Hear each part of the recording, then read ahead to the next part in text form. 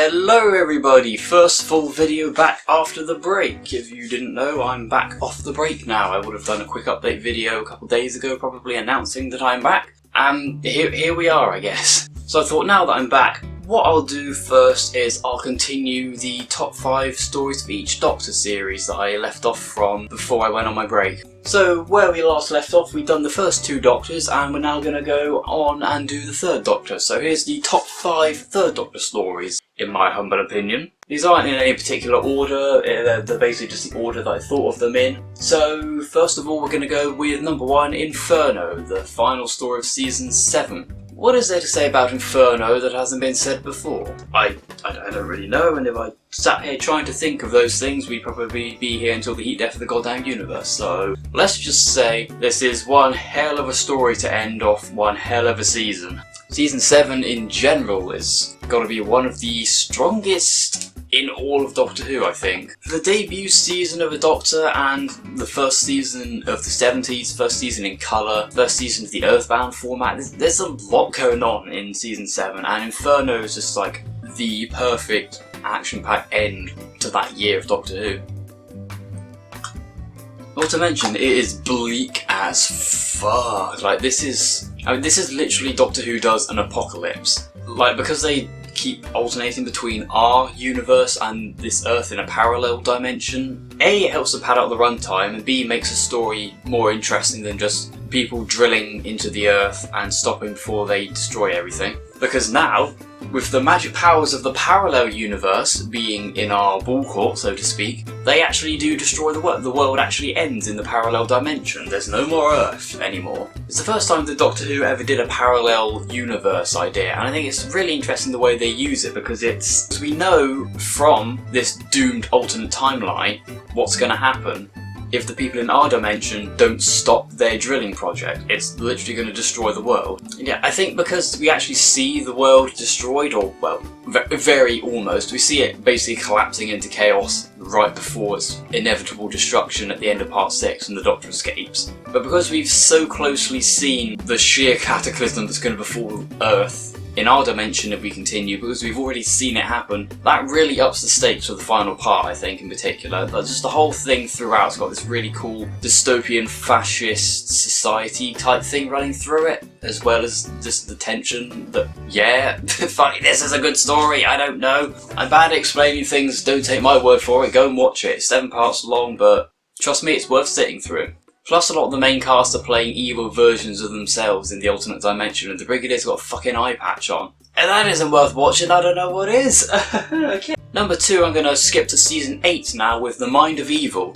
I think this one's a pretty underrated story, actually, because when people talk about John Pertwee's era and they talk about season 8, you know, they'll bring up Terror of the Autons, they'll bring up Claws of Axons and the Daemons. They bring up Colony in Space as well, but for some reason The Mind of Evil is never brought up, and I don't know why, because it's possibly the best story from that season in my opinion. While on the surface it does appear to be Doctor Who meets Porridge. Quick summary of the story, if you're not aware, it's the Master's second appearance in the show after he escaped at the end of the last story. We find out that he spent the last year creating the alias for himself as this professor, and he's now working in conjunction with this prison. He's using Earth criminals like test subjects to, well, test this mind parasite thing in this machine, and that's basically your 2 villains, the Master and this literally sentient mind-eating pile of shit in this teleporting machine thing. It's a lot cooler than I'm making it sound, I promise.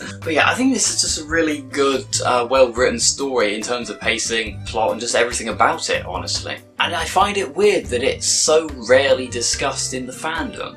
I spent years collecting Classic Who on DVD. I'd heard a lot about a lot of stories, but I'd heard next to no talk whatsoever about this story. And then when I finally got it on DVD and I watched it, I was like, have I uncovered a hidden gem that everyone but me has forgotten about? Like, that's how under-hyped and under-discussed The Mind of Evil was. The fact that I didn't know anything about it before watching it, because no one had ever mentioned it, basically. And here it is, the best story of season 8, and what, in my top 5 Pertwee stories. That's kind of insane to me. But anyway, I think it has some of the most standout music from this particular era in the show as well. All the characters are great, the special effects for the time, I think for the most part actually hold up pretty decently. You can tell a lot of it is just overlaying funny colour effects, which is kind of a lazy way to go about doing it nowadays, but back then I guess it was quite revolutionary and really the only method they had to use for a lot of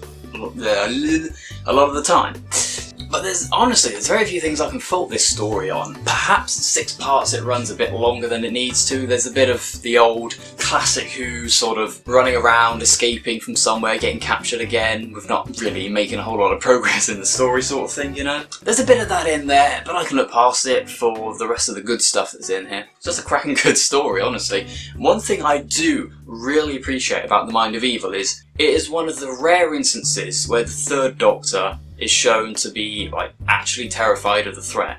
Throughout the John Pertwee era, the Third Doctor is always very calm, very collected, very stern, rarely seems to be helpless and not at least partially in control of the situation, very rarely shows actual fear. And when he gets caught up by the parasite inside the Keller machine and he's hallucinating the fire and everything, and the way he looks, you can tell he's actually terrified of what's going on. It's so rare that happens in the Pertwee era, that when it does happen in stories like Inferno, like I mentioned before, this story, his final story, Planet of the Spiders as well, is another example of when he's presented to be completely helpless and actually terrified of what's going on. The very rare instances like that where he's actually helpless, it makes it even more effective by the fact that he is such a calm and collected Doctor, and that's something that I really like about this story in particular. Anyway, moving on now, we're going to go number 3, The Claws of Axons, another season 8 story. Just a couple stories later and they knock it out of the park again with another brilliant story in my opinion. Some people aren't too keen on this one from what I've read on the internet, but what do people on the internet know? I'm a person on the internet and I don't know shit. The thing about The Claws of Axons that I really like is the sheer wackiness. It's got to be one of the most colourful stories in all classic Who, especially for the 70s. Almost every shot in this story is just visual eye candy. It's the crazy, wacky, sort of bizarre alien design of the Axos spaceship itself as well, I think is incredibly memorable. It's a classic duplicitous villain plot as well, with the Axons claiming to be here to help Earth in exchange for some help that we can give to them, which of course turns out to be complete bullshit. They just want to devour our planet because, yeah. And also the Master's here again. And I think the fact that this story is only 4 parts long as well, which is a bit rarer considering a lot of the John Pertwee era tended to run 6 parts on average rather than 4. I think this one being a 4-part really benefits it because it doesn't have any slow pacing issues at all. It's just vroom. The pacing in this one is just as good as it is in a New Who episode, to be honest. I really like the concept of the Axons as a villain in this as well, because you've got the Axons, the individuals walking around, the gold people who are actually giant red spaghetti monsters in disguise. You've got the spaceship Axos, who's I guess sentient and has a big floating testicle eyeball thing that we talk to at some points in the story. Yeah, that's one of the weirder visuals from this story. And then we have the axonite substance that they're willing to gift to Earth in exchange for our help to them, which of course ends up being the weapon they try to use to devour our planet.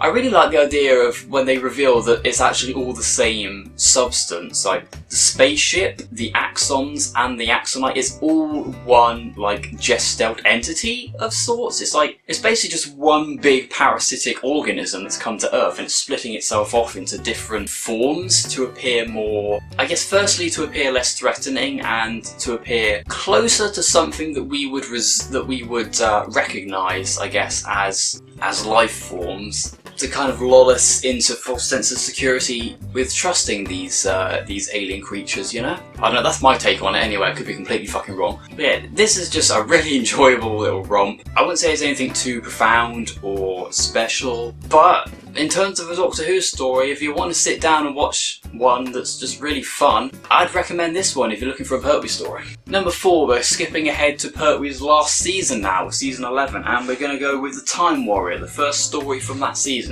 This is a particularly special story in the history of Doctor Who, if you weren't aware. It's the introduction of Sarah Jane, it's the first appearance of the Sontarans, the first appearance of the prototype version of the title sequence that they used in season 11 that would then go on to inspire the Tom Baker title sequence with a few alterations, and it's the first time they've named the Doctor's home planet as Gallifrey as well. This is the first time they mentioned Gallifrey by name. But yeah, with the Time Warrior, it's probably one of the best pseudo-historicals we've ever gotten. It's a great formula, historical setting, just throw an alien into the mix, have at it. Besides Series 13's Sontarans, I think this story has probably got the best Sontaran portrayal, I think, like the best depiction of the Sontarans. There's a fine balance with the Sontarans that you really need to try and hit. And it's making them kind of goofy and silly, which they kind of are. I mean, they basically are walking potatoes that just love to kill people.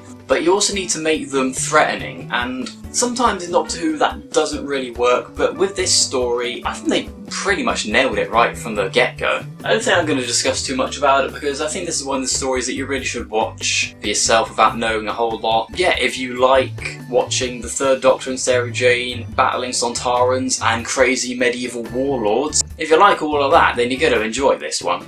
And lastly, number 5, final story on this list, it's going to be John Pertwee's last adventure, and it's Planet of the Spiders. I think this is a pretty fitting end to a Doctor like this. Pertwee had 5 years played the Doctor at this point, and they pretty much just went all out for this last story. There's a massive car chase, which perhaps goes on a bit too long, but hey, it's fun and wacky. There's a big grand plot that also ties into some of the Third Doctor's previous actions at the end of last season, with the whole stealing the crystal from the planet, which kickstarts the events of the spiders taking over that planet. And then the consequences is the conflict in this story. The spider effects are pretty naff, but considering the rest of this story's high caliber quality, you're gonna be overlooking that pretty quickly. There's a lot of standout moments in this story, just as there was in the last entry on the list. It's the first time that regeneration is referred to as regeneration. Before they just called it a renewal or a change. This is the first time they actually called it regeneration, and that's obviously stuck throughout the rest of the show's history.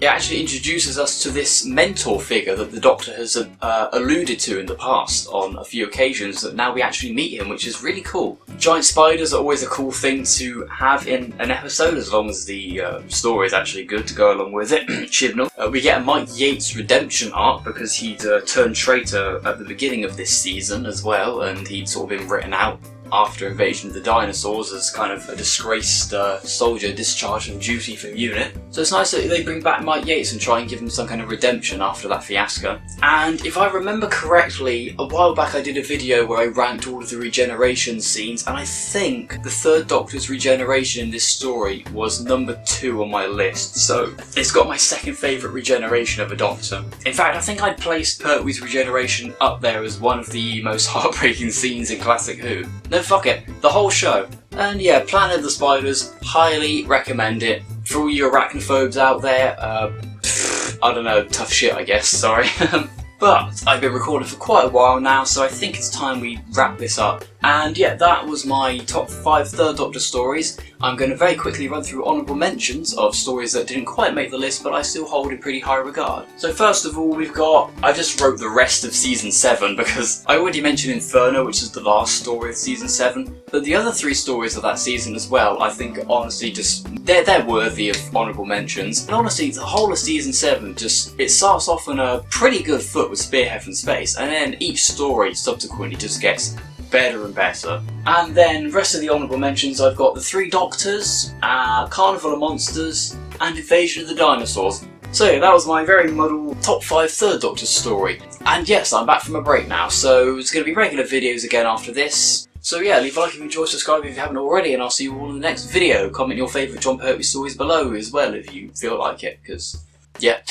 And until the next video, I'll just leave you all to it, whatever you're doing. If anybody is currently making a sandwich at the time of watching this, then comment below what filling you're putting in your sandwich, and I will see you all in the next video. So, bye for now, see you all in about a week. Ciao!